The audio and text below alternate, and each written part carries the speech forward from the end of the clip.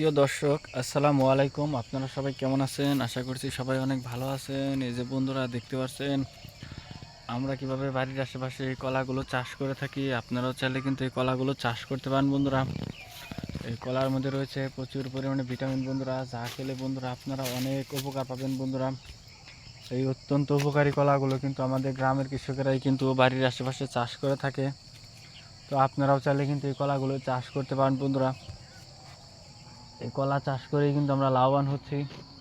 তো আপনারাও চাইলে কিন্তু এই কলা চাষ করে কিন্তু লাভবান হতে পারেন বন্ধুরা। তো বন্ধুরা খুব সহজেই কিন্তু এই কলাগুলো চাষ করতে পারেন। কলা খেলে কিন্তু আপনারা বন্ধুরা অনেক উপকার পাবেন। দেখে নিন বন্ধুরা এই কলাগুলো, কারণ কলার মধ্যে রয়েছে বন্ধুরা অনেক ভিটামিন বন্ধুরা। প্রতিদিন সকালবেলায় যদি আপনারা খালি পেটে একটি করে সাগর কলা খেতে পারেন, তাহলে কিন্তু বন্ধুরা আপনারা অনেক উপকার পাবেন।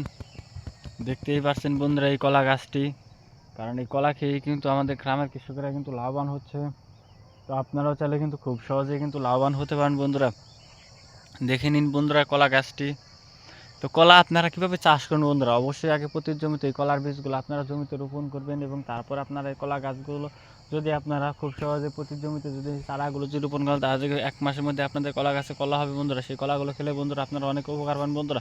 প্রতিদিন সকালে খালি পেটে 7 দিন আপনারা কলা খাবেন। আসসালামু আলাইকুম বন্ধুরা।